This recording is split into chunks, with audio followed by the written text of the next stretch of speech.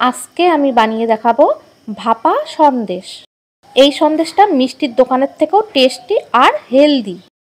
Guarantee দিয়ে বলতে পারি এই সন্দেশটা বাড়িতে একবার বানিয়ে খেলে আপনার বারবার বানানোর অনুরোধ আসবে। আপনারা দেখছেন পিয়ার রান্নাবাটি আর আপনাদের সাথে আমি পিয়া। তাহলে চলুন রেসিপিটা শুরু করা যাক। ভাপা সন্দেশ বানানোর জন্য আমি এখানে নিয়েছি 350 পনির। এবার পনিরটা হাত দিয়ে ভেঙে নেব। পনিরটা আমি দোকানের পনির নিয়েছি।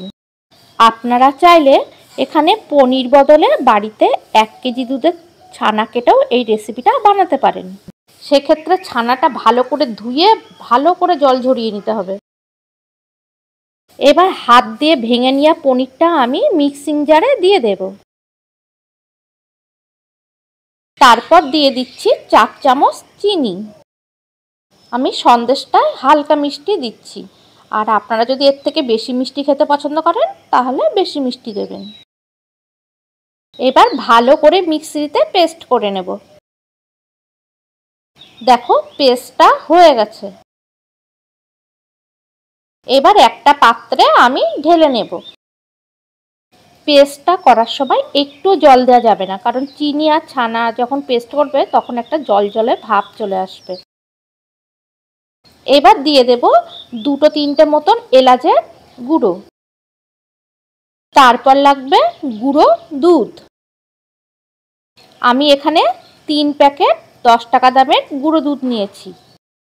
এইবার 3 প্যাকেট গুঁড়ো দুধ আমি ছানার মধ্যে দিয়ে দেব। আপনারা ছানা কম দিলে গুঁড়ো দুধটাও কম দেবেন। গুঁড়ো দুধটা একটু বেশি হলে খেতে বেশি টেস্ট হয়।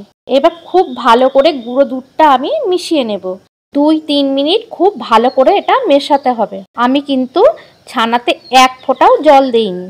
যাদের ডায়াবেটিস আছে তারা এখানে চিনি অ্যাড করবেন না। গুঁড়ো দুধ দিলে আর মিষ্টি দেওয়ার প্রয়োজন নেই, তাহলে এটা সুগার ফ্রি মিষ্টি হয়ে গেল। অনেকেই বলে ভাপা সন্দেশ বানাতে গেলে নাকি জল কেটে যায়, কিন্তু আমি যেভাবে বানাচ্ছি একবার বাড়িতে বানিয়ে দেখবেন, একটুও জল কাটবে না। দেখো খুব সুন্দর একটা ক্রিম পেস্ট হয়ে গেছে। আমার চ্যানেলে ভাপা দইয়ের রেসিপি আছে। অনেকেই ভাপা দই পারফেক্ট বানাতে পারেন না। আমার ভাপা দইয়ের রেসিপিটা দেখে আসবেন, তাহলে পারফেক্ট ভাপা দই বানাতে পারবেন। আমি ভাপা দইয়ের রেসিপির লিঙ্কটা দিয়ে দেব, আপনারা পারলে দেখে আসবেন।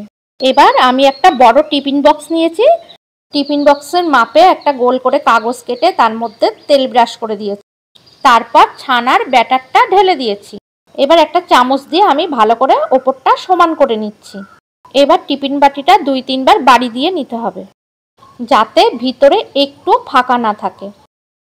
এবার ওপর দিয়ে গুঁড়ো করে কেশর বা জাফরান ছড়িয়ে দিলাম। কেশরটা আমি দেখতে ভালো লাগার জন্য দিলাম। এবার গ্যাস ওভেনে আমি কড়াই বসিয়ে দিয়েছি। কড়াইতে 2 গ্লাস মতন জল দিয়েছি। তারপর একটা স্ট্যান্ড বসিয়ে দিয়েছি। জলটা ভালো করে গরম হয়ে উঠলেই আমি টিফিন কোটের ঢাকনিটা দিয়ে কড়াইয়ের মধ্যে বসিয়ে দিলাম। এবার কড়াইয়ের উপরে আমি একটা ঢাকনি চাপা দিয়ে দেব। এইবার গ্যাসের আঁচটা মিডিয়ামে রাখতে হবে। এইভাবে 20 মিনিট চাপা দিয়ে ভাপিয়ে নিতে হবে।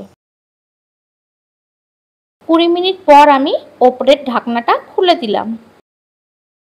এবার টিফিন বাটিটা আমি তুলে ঠান্ডা করে নেব।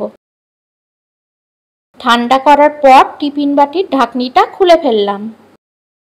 দেখো সন্দেশটা কত সুন্দরভাবে বসেছে। একটা কাঠি দিয়ে আমি দেখে নেব কাঠিতে লেগে যায় কি। কাঠিতে একটুও লাগেনি, তার মানে আমার সন্দেশটা হয়ে গেছে। যদি কাঠিতে লেগে যায় তোমরা আরও 5 মিনিট ভাপিয়ে নেবে। তারপর সন্দেশটা আমি আধা ঘন্টা ফ্রিজের মধ্যে ঠান্ডা করতে দিয়েছিলাম। তারপর টিফিন কোটোটা হালকা বাড়ি মারলেই সন্দেশটা বেরিয়ে আসবে। তারপর চাকু দিয়ে সন্দেশটা পিস পিস করে কেটে নেব।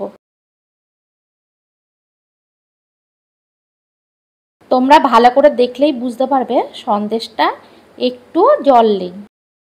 তোমরা একবার হলেও বাড়িতে এটা বানিয়ে দেখো। খেতে একদম দোকানের মিষ্টির থেকেও সুস্বাদু হয়।